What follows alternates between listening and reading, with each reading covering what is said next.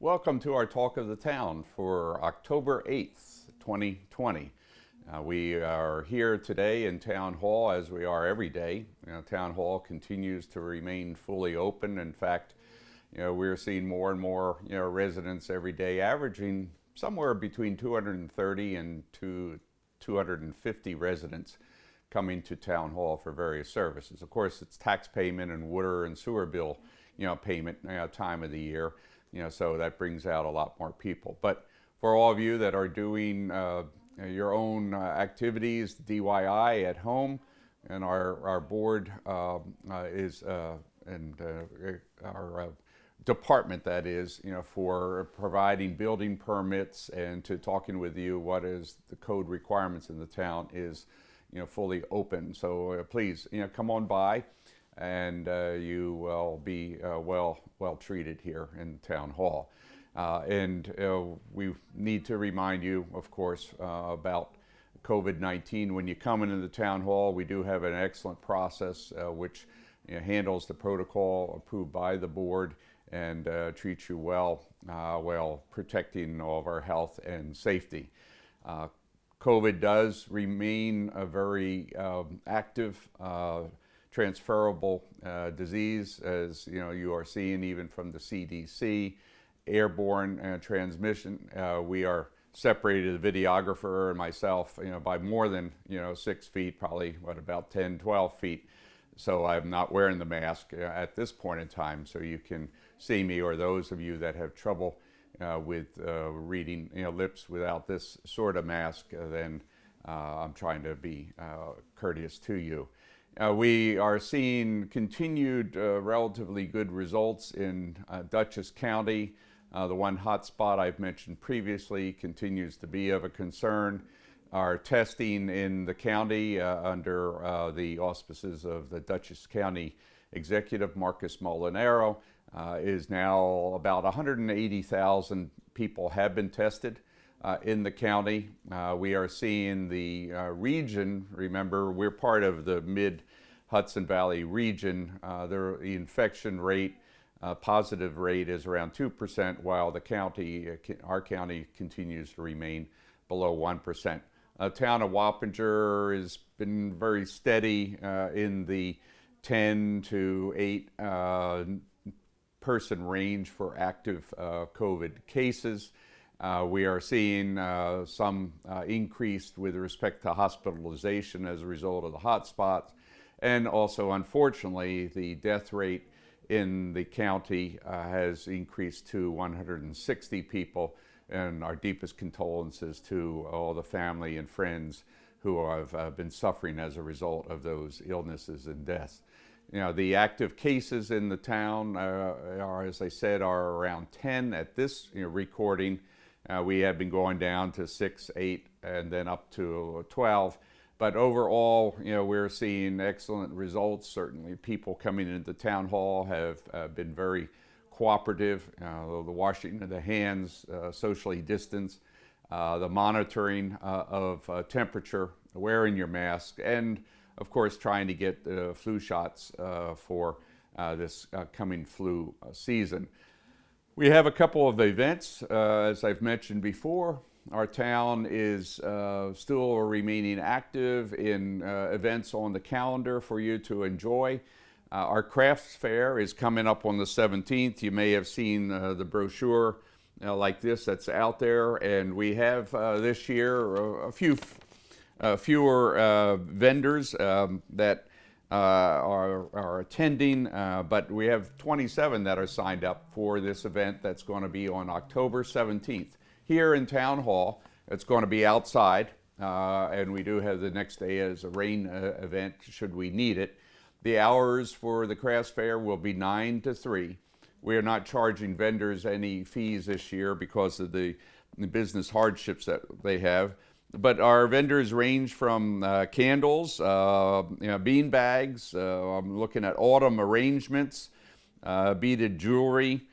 We have some of our own employees that have stands, wreaths, home decor, furniture, holiday items, and pottery, bows and accessories, and the list goes on. So it should be a very good opportunity for you to do some pre-Christmas shopping. Again, the hours are 9 to 3 on the 17th of October. Also, on the following day, the 18th of October, we will be having, sponsoring with James's Warriors, a memorial car show. This is Warriors Memorial Car Show. This organization is there to get the word out, to spread the awareness about suicide and suicide prevention, a very important cause that the town fully supports. This car show will be out in the open air out at Carnwath Farms, our 99 plus acre park located along the Hudson. This is on the 18th of October, and it will be open to the public from 1 to 4.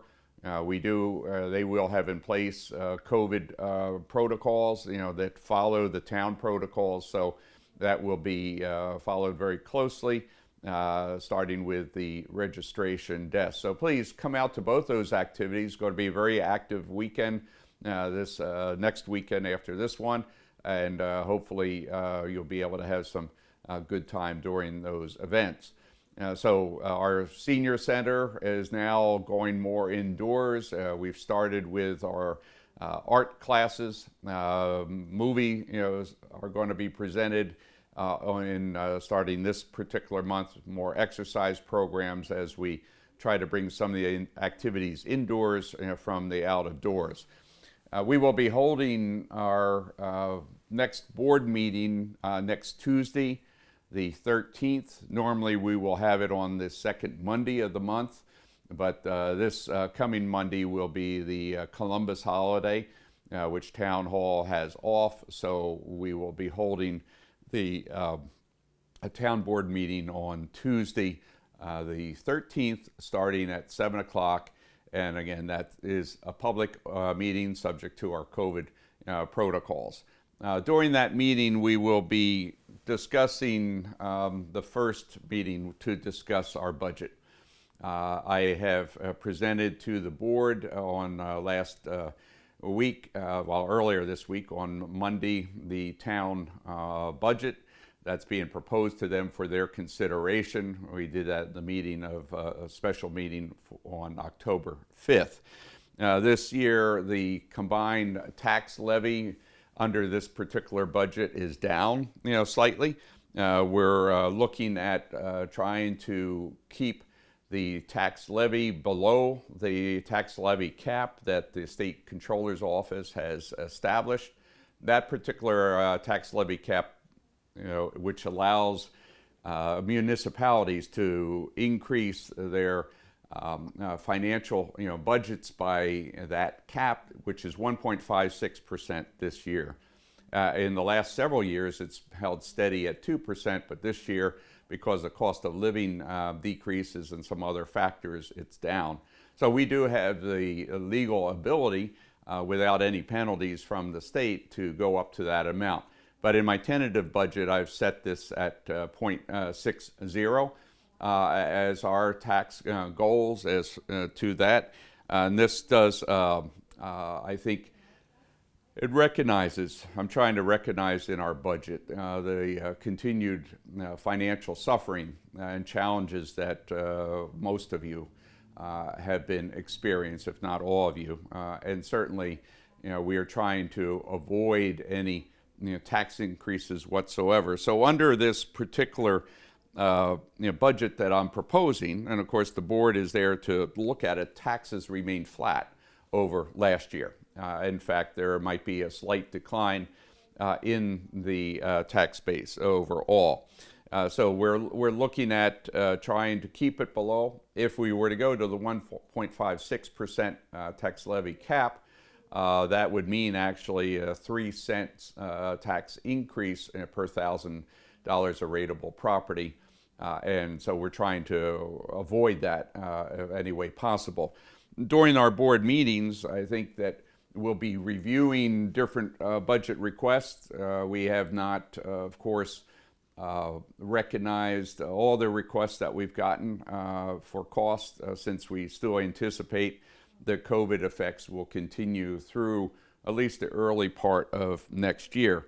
This also is taking into consideration even more conservative financial projections based on the revenue we're projecting for this year and carrying into next year. So we're going to maintain, we believe that our sales tax revenues will continue at the minimum that is guaranteed by the county.